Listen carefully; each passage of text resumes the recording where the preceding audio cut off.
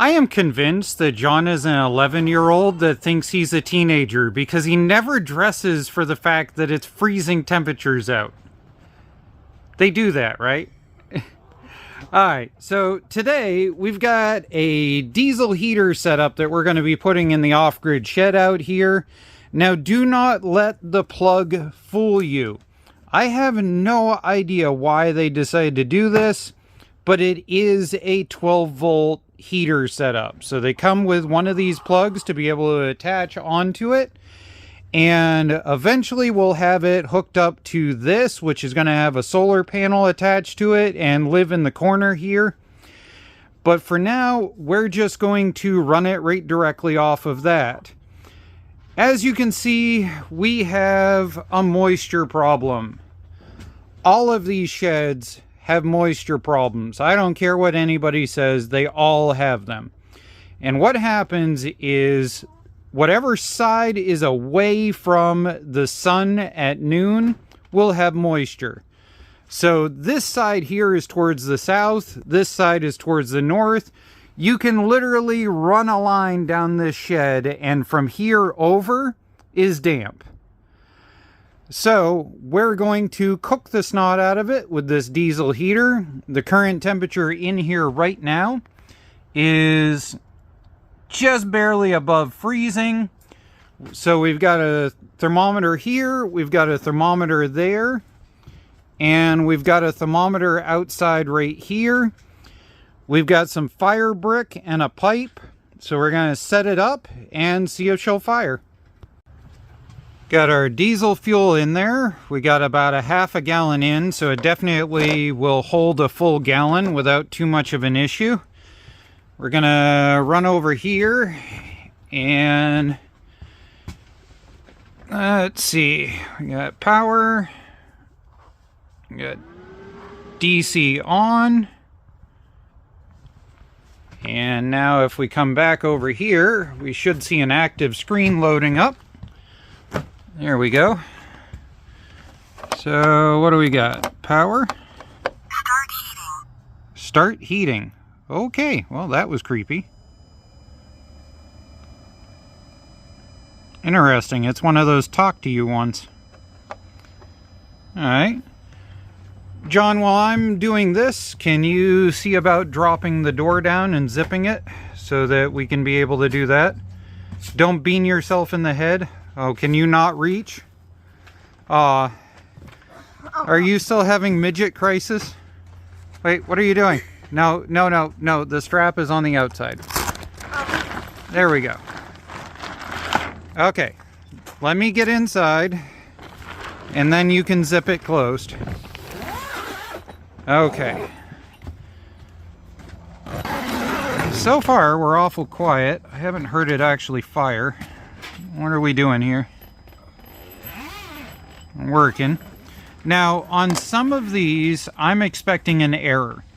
Most of these, the first time you try to fire them up, by the time you cycle from the tank through the pump into the system, yep, we just dropped below freezing because I've got frost coming out of my breath. I got the whole dragon breath thing going on right now. So most of these will fail their first startup. That's what I'm expecting out of this. So don't ever be discouraged.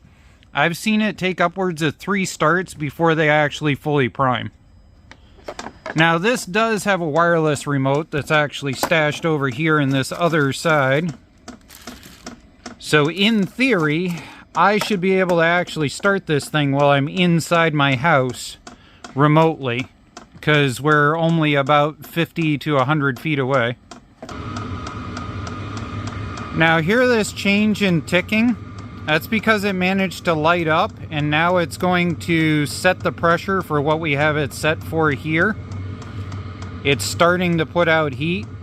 So we're going to crank this thing for all it's worth and see just how noisy things get. We are running with no muffler. We're just doing a direct dump. Whoa, that was almost bad. I could have lit that on fire. I'm glad I looked down there.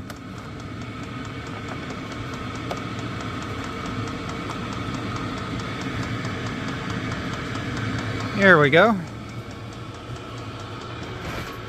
So I think at this point the wind is blowing. I just saw that whole thing flow in. And we are not fully sealed here. Actually, the whole block assembly actually screwed up the front door. So I say we give it 10 minutes and come back. What do you think? Sure. Okay.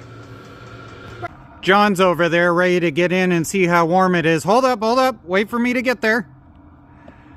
So I wanted to point this out. See, there is the sun right there. It is sunset right now. We're doing this on purpose so that we do not end up with the sun heating this thing up. I will tell you right now that in the middle of the day, inside of there, if the door is closed, even this time of year, is about 15 degrees warmer than outside if the sun is out. So, alright, now we'll go check. Hold up, don't open it until after I check this. We gotta verify outside temperature. Outside temperature is exactly at freezing. John noticed that this had fallen down and was right in front of the exhaust port, so we got to figure out something about this, because right now that's a lot of gaping hole. Alright, go ahead. Yep. Okay, don't flop it around because we don't need to put the pole accidentally in the way. Yep. Alright. Here we go. Alright, I'm not going to bother zipping it. I'm just going to come in here. Oh, it is definitely warmer in here. You can instantly feel the difference. Yeah, we're at 40 degrees. Okay, go ahead and zip that down. Alright. So we're at 40 degrees up front here. In back, probably about 14 feet away from the unit, we're at easily 40 degrees. So we're not going to bake the thing anytime soon, but the air in here is way drier, don't you agree? Yeah, and some of the water is gone. Yeah, I think the water is already starting to evaporate from the dry air. So we're going to let this run. Temperature right now, as it hits sunset outside, should dump probably another 3 or 4 degrees. But we're going to let this cycle and hit the 1 hour mark and come out here and see what it's at an hour.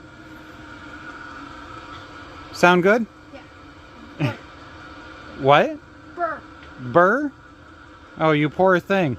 Imagine putting on a real coat.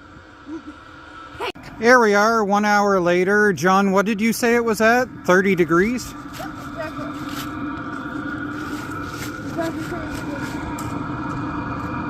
Yep, 30 degrees out. 1 hour of runtime. Yep, go ahead, throw it open. Let me through with the camera, and then you go ahead and close it behind me. Okay. Oh, holy cow, it's much warmer. Alright, you go ahead and close it.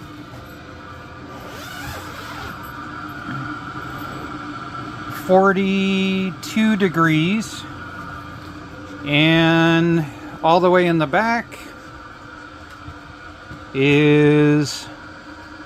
Oh, actually, it's even warmer at this one. It's 46 degrees. Did I read that one wrong? Is that one at 42?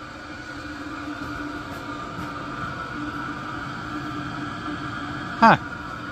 Interesting. So the heat is blowing out of that side, going down through there, so it must be pocketing the heat over in this area. And this is the set of lights that we did the video on, with the dimmer and everything. We just haven't swapped them out because they really basically work for what we're doing in here.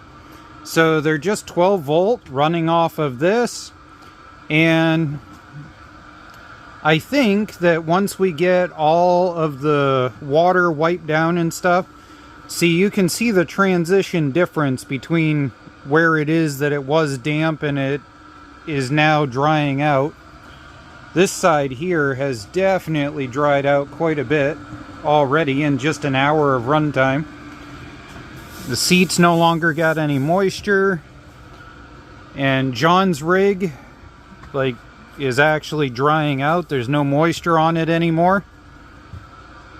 So We need to bake these in order to be able to work with them in Van Hollen. They were in a junker that unfortunately had a slightly open window. So we've got to get those baked down and cleaned up and Febreze the snot out of them. And John, what are you doing? So what do you think of the heater? Warm. You think it's warm? Yeah, I would say it's definitely warm. I need warmness. What temperature does this thing think it is? This thing thinks it's 13 degrees Celsius in here. So 13 degrees Celsius. Okay, so it's off by a little bit. It's convinced that it's about 54 degrees in here and it's not. But maybe that's just what it sees in its little area here. In the future, we need to get a way to do this that is less whatever. I think I'm actually going to take the reciprocating saw and slice out right here so that we can drop this entire unit down into here and out, because this is a giant gap underneath here and I can actually feel the wind coming through while I'm standing right here. So I think once we get this so it's solid, that'll be good. And then maybe we'll rerun the test later on once snow is down. Because that's the other problem. Right now, if we come over here, there's no snow to hold these edges down. And so there's gaps all the way down through. And this, the foam in the corners, makes a big difference on the wind being able to flap everything. I do recommend doing that. That was a suggestion from a Canadian viewer that lives up in Ontario, I believe. So I appreciate that. But at this point, we need to get the solar panel sorted out at some point, get the charge controller for this sorted out. I have one for lithium still left over from another project. So I think we will maybe build out of some pallets or something, some sort of stand to go right here for everything to live on. I haven't quite decided yet. It's a work in progress. Okay, John, you ready to call it a good work day? Yeah. Okay. Now, let's see. Let's see what this sounds like when it shuts down. It talks. Interesting. Just what we need.